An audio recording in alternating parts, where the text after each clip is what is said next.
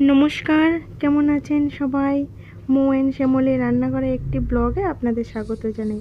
আজকে রান্নাটা আমার শাশুড়ি মা করবেন। চলেন ভিডিওটা শুরু করি।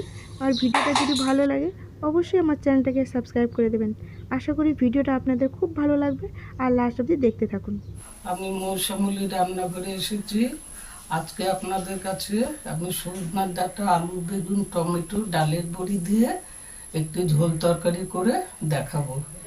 শুরু করে দিয়ে আপনারা একটু ধৈর্য নিয়ে দেখুন।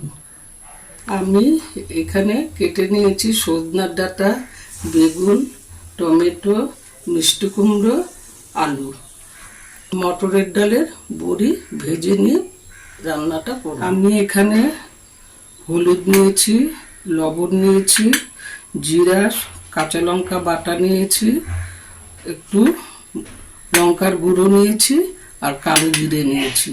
আমি এখন কড়াইয়ে সরষের তেল দিয়ে রান্নাটা করব। কড়াইয়ে সরষের তেল দিয়ে আগে ডালের বড়িটা ভেজে নেব। এখন আমি ডালের বড়িগুলো ভেজে নিচ্ছি।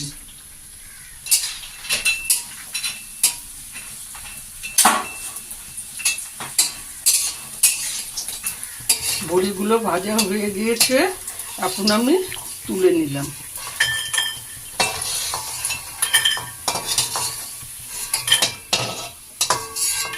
মধ্যে আমি কালো জিরে ফোড়ন দিয়ে নিলাম।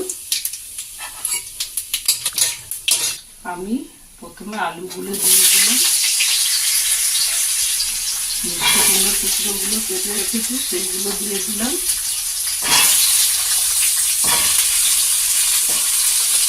সজনার ডাঁটা দিয়ে দিলাম।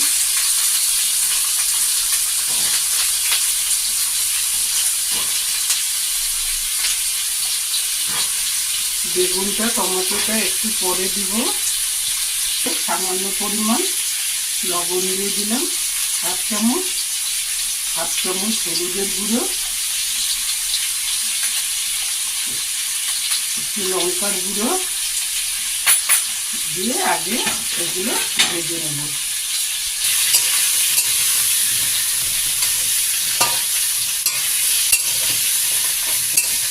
জোরটা বাড়িয়ে দিয়ে এগুলো সব ভেজে নিয়ে তারপরে টমেটো, বেগুনটা আবার ভেজে নিই। কেটে রাখা বেগুনগুলো দিয়ে দিচ্ছি আর টমেটোটা, দুটো টমেটো টুকরো করে রেখেছিলাম, টমেটো দুটো দিয়ে দিচ্ছি।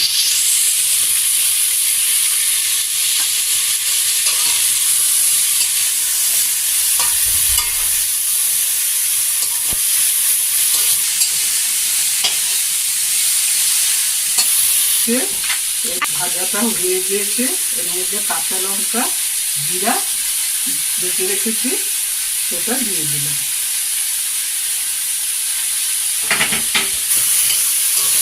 পরিমাণ জল দিয়ে মশলাটা কষে নেব।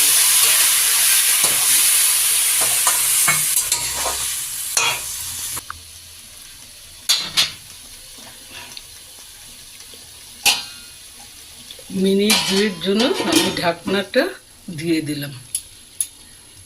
আমি এখন ঢাকনাটা তুলে দিলাম।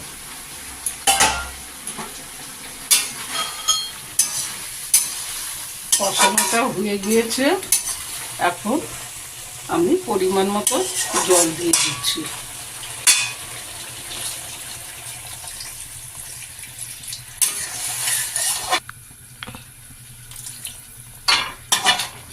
তো আর একটু সিদ্ধ হয়ে গেলে আমি ডালের বড়িগুলো দিয়ে দেব। জলটা ফুটে গিয়েছে, এখন আমি ডালের বড়িগুলো দিয়ে দেব। ডালের বড়িগুলো দিয়ে দিলাম।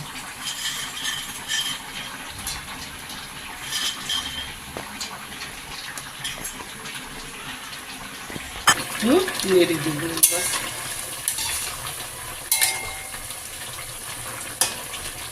দেখুন সব কিছুই সমানভাবে সিদ্ধ হয়ে গিয়েছে। ডালের বড়িটা দিয়ে আমি 5 মিনিট তরকারিটা সেদ্ধ করে নেব। আবার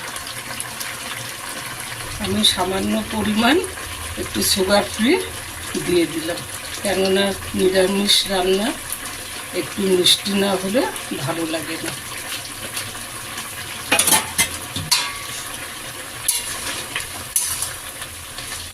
ঝোলটা শুকিয়ে গিয়েছে, এখন আমি নামিয়ে দেব। আমি এখন তরকারিটা ডিশে ঢেলে দিচ্ছি।